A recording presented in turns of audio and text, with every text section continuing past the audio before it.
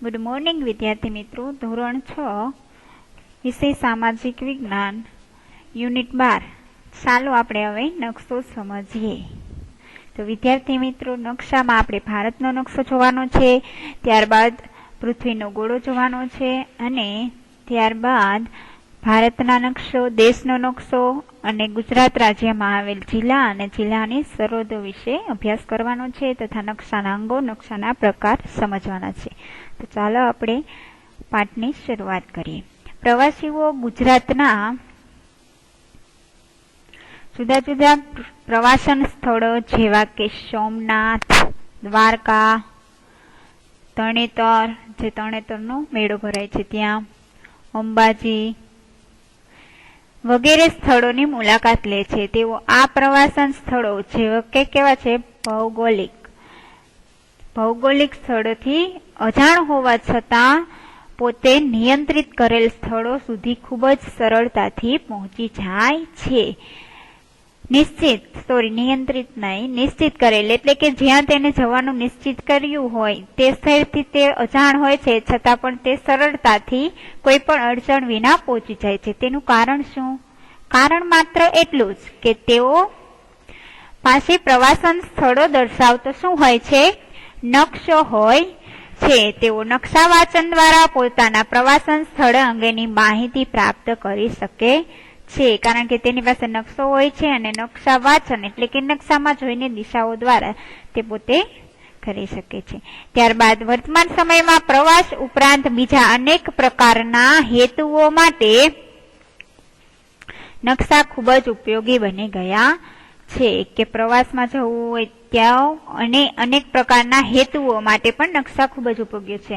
આજે તો વિજ્ઞાન અને ટેકનોલોજીના યુગમાં જીપીએસ, જે ગ્લોબલ પોઝિશન સિસ્ટમ, જેના દ્વારા આપણે ત્યાંનું લોકેશન જોઈ શકીએ છીએ, તેની મદદથી તમે વિશ્વના કોઈ પણ સ્થળે સ્વયં એકલા પહોંચી શકો છો. અને આપણે આ પ્રકરણમાં નકશા વિશે સમજવાનું છે. તો આપણે ચાલો તેના વિશે એક માહિતી મેળવીએ.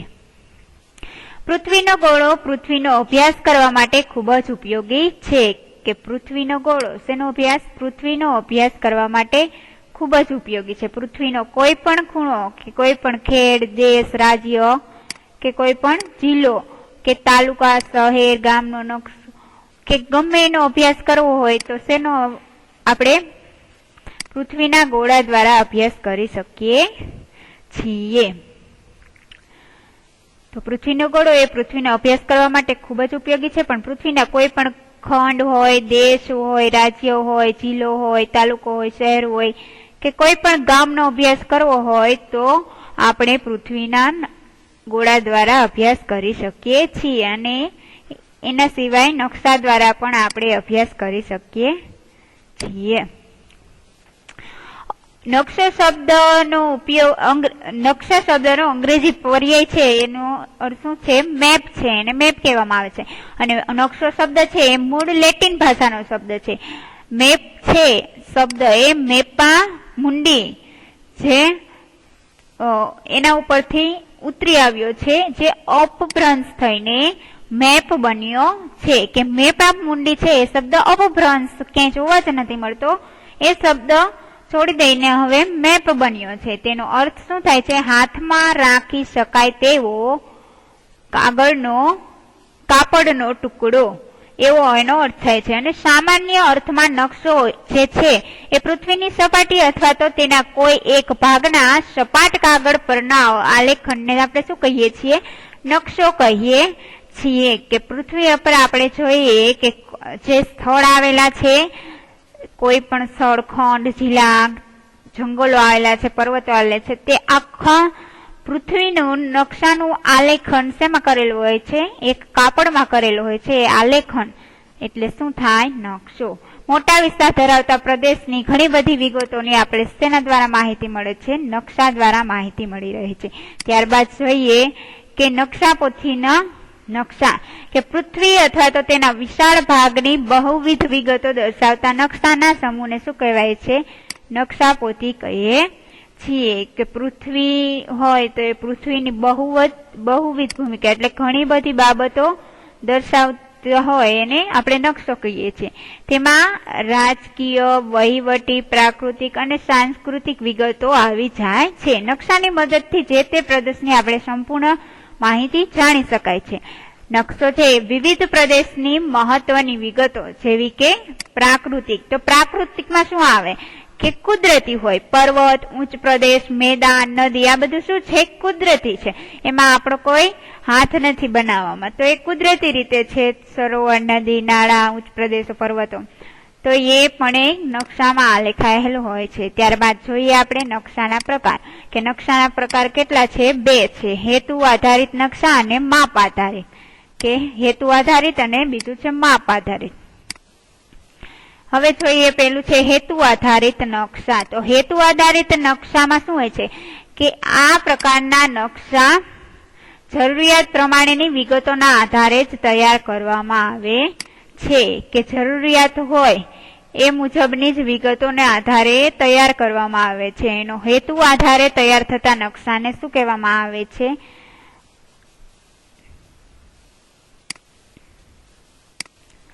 હેતુ પ્રમાણે જે નકશા તૈયાર થતા હોય તેમાં દર્શાવતી જે પ્રાકૃતિક અને સાંસ્કૃતિક વિગતો હોય એ આધારે આ 2 મુખ્ય નકશાના પ્રકારો વર્ગીકૃત કરવામાં આવ્યા છે, પ્રાકૃતિક નકશા અને સાંસ્કૃતિક નકશા. કે પ્રાકૃતિક પણ જરૂરિયાત હોય ને સાંસ્કૃતિક પણ જરૂરિયાત હોય. પ્રાકૃતિક નકશા જોઈએ કે કુદરત નિર્મિત વિગતોનું આલેખન કરતા નકશાઓની પ્રાકૃતિક નકશા કહેવાય છે. કે કુદરત, કે પ્રાકૃતિક એટલે શું થાય? કુદરતી. તો એ કુદરતી નિર્મિત જે નકશાનું આલેખન કરવામાં આવે તે છે પ્રાકૃતિક નકશા. પ્રાકૃતિક નકશામાં પૃથ્વીના પ્રાકૃતિક ભૂમિ સ્વરૂપો જેમ કે પર્વતો, ઉચ્ચ પ્રદેશો, મેદાન, નદીઓ તથા મહાસાગરો આ વગેરે દર્શાવવામાં આવે, તથા વન્ય પ્રાણીઓ, વન્ય વનસ્પતિઓ, ખનિજો વગેરેનું વિવરણ દર્શાવતા નકશાઓને આપણે પ્રાકૃતિક નકશા તરીકે ઓળખીએ છીએ. કે એમાં શેનો સમાવેશ થાય છે? કુદરતી બાબતોનો, કુદરતી વસ્તુઓનો, જેમાં કોઈ માનવ સર્જિતનો હાથ નથી, કે માનવનું કંઈ એમાં સર્જન નથી. તો એ છે પ્રાકૃતિક નકશા. ત્યારબાદ આપણે જોઈએ ભૂપૃષ્ઠ. ભૂપૃષ્ઠ કોને કહેવામાં આવે છે? આ નકશામાં શું હોય છે? ભૂપૃષ્ઠના નકશા. તો એવા નકશામાં શું હોય છે? ઉચ્ચ પ્રદેશો, મેદાનો તથા જળ પરિવહન વગેરે દર્શાવવામાં આવે છે. કે આ પ્રકારના નકશા હોય છે. ઉચ્ચ પ્રદેશ હોય છે, જળ પરિવાહો હોય છે. ત્યારબાદ છે હવામાન આબોહવાના નકશા. સ્થળ કે પ્રદેશનું હવામાન, આબોહવાના તત્વો, તાપમાન, વરસાદ, પર્વત વગેરેની માહિતી દર્શાવે એવા નકશા હવામાન આબોહવાના નકશા કહે. ત્યારબાદ છે ખગોળીય નકશા. કે ગ્રહો, ઉપગ્રહો, આકાશગંગા, નક્ષત્રો વગેરે અવકાશી પદાર્થોની માહિતી જે આપતા હોય એવા નકશાઓને ખગોળીય નકશા કહે છે. ત્યારબાદ છે સાંસ્કૃતિક નકશા. માનવ સર્જિત વિગતોનું આલેખન કરતા નકશાને સાંસ્કૃતિક નકશા કહે છે. અને આ નકશામાં માનવીની વિવિધ પ્રવૃત્તિઓનો નિર્દેશ કરવામાં આવે છે, જેમાં રાજકીય નકશો, ખેતી, વસ્તી, પરિવહન એટલે કે વાહનના નકશા અને સાંસ્કૃતિક નકશાના ઉદાહરણો છે. અને ત્યારબાદ છે રાજકીય નકશા. ખંડ, દેશ, સ્થાનિક વહીવટતંત્ર તથા તેની સરહદોની માહિતીના આધારે નકશાને રાજકીય નકશા કહે છે. કે આખા શું હોય છે રાજકીય નકશામાં? કે આખા રાજ્ય વિશેની માહિતી, એની સરહદ કઈ છે તથા બોર્ડર ક્યાં આવેલી છે એ વિશેની માહિતી આપે છે રાજકીય નકશા. ત્યારબાદ છે ઔદ્યોગિક નકશા. ઔદ્યોગિક ક્ષેત્રે ઉદ્યોગોનો તબક્કાવાર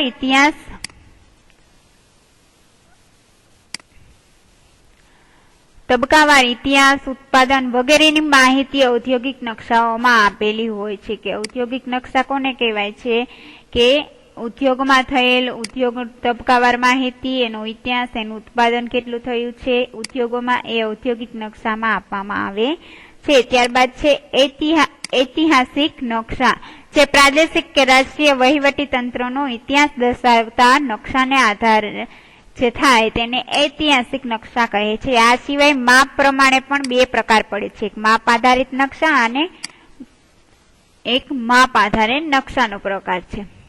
હવે માપ આધારે નકશાનો પ્રકાર છે. એમાં સામાન્ય રીતે એક નકશાનું પ્રમાણમાં કેટલું હોય છે? 1 સેન્ટીમીટર. જેમ 50 કિલોમીટર કરતા ઓછું હોય તો તેને કેવા કહે છે? મોટા માપના નકશા કહે છે. 1 સેન્ટીમીટર બરાબર કેટલું થાય? 50 કિલોમીટર થી ઓછું. અહીં નકશામાં 1 સેન્ટીમીટર બરાબર 50 કિલોમીટર પૃથ્વી પર વાસ્તવિક અંતર દર્શાવ્યું છે. જેમ પૃથ્વીના ગોળામાં કેટલું હોય છે? 1 સેન્ટીમીટર હોય છે, તો એ જમીનનું માપ કેટલું ગણવાનું હોય છે? 50 કિલોમીટર જેટલું ગણવાનું હોય છે. મોટા માપના નકશામાં વિગતો વધારે દર્શાવેલ હોય છે. જેમ કે એમાં શું હોય છે? તાલુકા, શહેર કે ગામના નકશા મોટા માપના નકશાના શું છે? ઉદાહરણો છે. નાના માપના નકશામાં પૃથ્વી સપાટીનો વિશાળ વિસ્તાર દર્શાવવામાં આવ્યો છે. જેમ કે જુદા જુદા ખંડ કે દેશના નકશાને આપણે કેવા કહીએ છીએ? નાના માપના નકશા કહીએ છીએ. વિશ્વનો નકશો, દેશના નકશા અને નકશા પોથીના નકશા એ કેવા હોય છે? નાના માપના નકશા હોય છે. અને નાના માપના નકશાના 4 પ્રકાર છે. એને કહેવાય છે એક તો એટલાસ, કેડેસ્ટ્રલ, સ્થળ વર્ણન અને ભીત નકશા. તો આ છે શેના પ્રકાર છે? નાના માપના નકશાના પ્રકાર છે. હવે નીચે આપેલ કોષ્ટકમાં તમારી શાળામાં ઉપલબ્ધ નકશાઓની યાદી તૈયાર કરી નકશાઓમાં કઈ વિગત દર્શાવેલી છે તેના વિશે જોવાનું છે. તો આપણી શાળામાં આપણે ખ્યાલ જ છે કે ગુજરાતનો નકશો આવેલો છે. જે ગુજરાતનો નકશો હોય એમાં રાજ્ય વિષયકની રાજ્યની સરહદો, જિલ્લાઓ, તાલુકા, ગામડા એ બધું આપેલું હોય છે. ત્યારબાદ દેશનો નકશો હોય તો દેશની સરહદો, ત્યાંના રાજ્યોની સરહદો, એમાં આવેલા પર્વતો, જંગલો. ત્યારબાદ આપણા ભારત દેશનો હોય, રાજ્યનો હોય, જિલ્લાનો પણ હોય છે. તો આ નકશો દ્વારા આપણને રાજ્યો, જિલ્લા, તાલુકા, ગામડા વિશે માહિતી મળી રહે છે. ત્યારબાદ છે નીચે આપેલ નકશાઓનું અવલોકન કરી તેના પ્રકારની શું કરવાનું છે? નોંધ કરવાની છે. તો વિદ્યાર્થી મિત્રો, આ ગુજરાત રાજ્યનો નકશો છે. આ ગુજરાત રાજ્યના નકશામાં તમામ જિલ્લાઓ આપેલા છે તથા સમુદ્ર આપેલા છે કે કયા જિલ્લામાં કયા સમુદ્ર આવેલો છે, ક્યાં ભૂમિ વિસ્તાર આવેલો છે, ક્યાં જળ પરિવાહ એટલે કે જળ વિસ્તાર આવેલો છે અને કેટલા જિલ્લાઓ છે, એ જિલ્લો ક્યાં, એ જિલ્લામાં કેટલા તાલુકા, ક્યાં ગામડા આવેલા છે તથા ક્યાં ઔદ્યોગિક ઉત્પાદન થાય છે, ક્યાં રણ વિસ્તાર છે. તો આ બધી જ માહિતી આપણને આ ગુજરાત રાજ્યના નકશા દ્વારા મળી રહે છે. ત્યારબાદ છે બીજો છે એ જ રીતે દેશનો નકશો છે. તો વિદ્યાર્થી મિત્રો, આ દેશના નકશામાં આપણે શું જાણવા મળે છે? અહીં દેશની રાજધાની જોવા મળે છે કે દેશના ઉત્પાદન ક્ષેત્રો જોવા મળે છે કે દેશમાં સમુદ્ર કયા વિસ્તારમાં આવેલો છે તથા આંતરરાષ્ટ્રીય સીમારેખા ક્યાં આવેલી છે તથા બધા દેશના રાજ્યોના પાટનગર જોવા મળે છે. તો આ માહિતી આપણને આ દેશના નકશામાંથી જાણવા મળે છે. ત્યારબાદ આપણે જોઈશું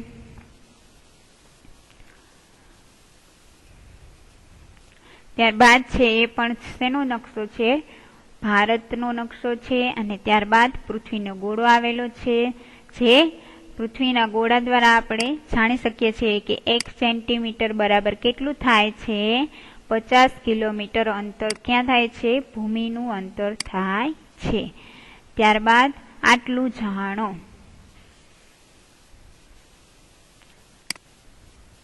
ભારતમાં નકશો બનાવતી મુખ્ય કેટલીક 3 સંસ્થાઓ છે.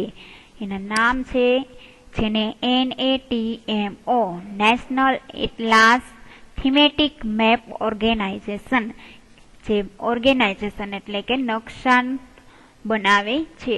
આ સંસ્થા ક્યાં આવેલી છે? કોલકાતામાં આવેલી છે અને તે વિતરણ દર્શાવતા નકશાઓનું નિર્માણ કરે છે. ત્યારબાદ છે NRSA, જે નેશનલ રિમોટ સેન્સિંગ એજન્સી તરીકે ઓળખાય છે અને આ સંસ્થા છે હૈદરાબાદમાં આવેલી છે. તે ઈસરો દ્વારા અવકાશમાં સ્થાપિત ઉપગ્રહ દ્વારા લેવાયેલ તસવીર હોય એના દ્વારા તે નકશો તૈયાર કરે છે કે ઉપરથી તે પોતે ઈસરો દ્વારા, આપણે ખબર છે કે આપણે પેલા ગ્રહ છોડ્યા હતા ચંદ્રયાન 2 તે એના દ્વારા જે તસવીર ક્લિક થાય એને ઉપગ્રહ કહેવાય. તે તસવીર ક્લિક થાય પછી એ તસવીરથી નકશો બનાવે એને remote national remote sensing agency બનાવે છે, જે હૈદરાબાદમાં આવેલી છે. આ સર્વે ઓફ ઇન્ડિયા આ સંસ્થા છે દેહરાદૂનમાં આવેલી છે, અને આ સંસ્થા નકશા નિર્માણ અને તેના ઉપયોગ માટે શું કરે છે, મંજૂરી આપે છે કે એનો ઉપયોગ કરવો નકશાનો, એ માટેની મંજૂરી આપણને સર્વે ઓફ ઇન્ડિયામાંથી મળે છે. આપણા પાઠ્યપુસ્તકના જે નકશા હોય છે એ આ સંસ્થા દ્વારા જ પ્રમાણિત કરવામાં આવેલ છે. હવે ત્યારબાદ નકશાના અંગો છે. નકશાના અંગો મૂળ 3 છે, અને આ 3 અંગો છે દિશા, પ્રમાણ, માપ અને રૂઢ સંજ્ઞાઓ. હવે પેલું જોઈએ નકશાના 3 અંગોમાં. પેલું છે દિશા. સામાન્ય રીતે તમે નકશામાં અવલોકન કરો છો ત્યારે તમે ચિહ્ન કયું હોય છે, આવું કંઈક ચિહ્ન હોય છે. આ ચિહ્ન જુઓ છો કે એ ચિહ્ન શું બતાવે છે કે ઉપર છે ઉત્તર દિશા આવેલી છે, નોર્થ. એનું શું થાય, NOURTH, નોર્થ એટલે ઉત્તર. તો આ તીરનું નિશાન છે એ ઉત્તર દિશાનો સંકેત કરે છે. જ્યારે તમને ઉત્તર દિશાનું જ્ઞાન હોય તો અન્ય બીજી દિશાઓ પણ નક્કી તમે કરી શકો છો. તમારે જોવું નકશામાં હંમેશા ઉપર શું આવે છે, કઈ દિશા આવે છે, નોર્થ એટલે કે ઉત્તર જ આવે છે. અહીં દિશાનો પણ ચાર્ટ આપેલો છે તે આપણે જોઈશું કે તમે ઉગતા સૂર્ય સામે મુખ રાખીને ઊભા રહો છો તો તમારો ડાબો હાથ ઉત્તર દિશા બાજુ અને જમણો હાથ દક્ષિણ દિશા બાજુ આવશે. અને જો તમે ઉગતા સૂર્ય સામે ઊભા છો તો તમારી પૂર્વ દિશા છે અને પીઠ બાજુની દિશા છે એ કઈ છે, પશ્ચિમ દિશા છે. વિદ્યાર્થી મિત્રો, આ નકશા મુજબ અહીં ઉત્તર દિશા, અહીં ઉત્તર દિશા, અહીં ખૂણો વાયવ્ય, અહીં ઈશાન ખૂણો, અહીં પશ્ચિમ દિશા, અહીં પૂર્વ દિશા, અહીં નૈઋત્ય ખૂણો અને અહીં દક્ષિણ દિશા અને અહીં અગ્નિ ખૂણો આવે છે, જે નકશા આધારે દિશાઓ આપેલી છે.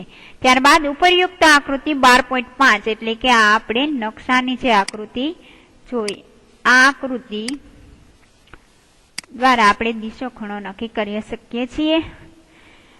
એ 12.5 ની આકૃતિમાં દિશાઓ દર્શાવેલી છે, જ્યારે અન્ય 4 ખૂણાઓ જે મધ્યવર્તી દિશાઓ દર્શાવેલી છે, કે અન્ય જે 4 ખૂણાઓ દર્શાવ્યા છે એ શું દર્શાવ્યું છે, મધ્યવર્તી દિશાઓ કહેવાય છે. ઉત્તર પૂર્વ ને ઈશાન ખૂણો હોય છે, દક્ષિણ પૂર્વ ને અગ્નિ ખૂણો હોય છે, દક્ષિણ પશ્ચિમ ને નૈઋત્ય ખૂણો હોય છે, અને ઉત્તર પશ્ચિમ ને કયો હોય છે, વાયવ્ય દિશા હોય છે. તો આ દિશાઓ અને ખૂણાઓ આપણે મધ્યવર્તી દિશાઓ તરીકે ઓળખીએ છીએ, અને એની મદદ દ્વારા નકશામાં કોઈ પણ સ્થળ આપણે શોધી શકીએ છીએ.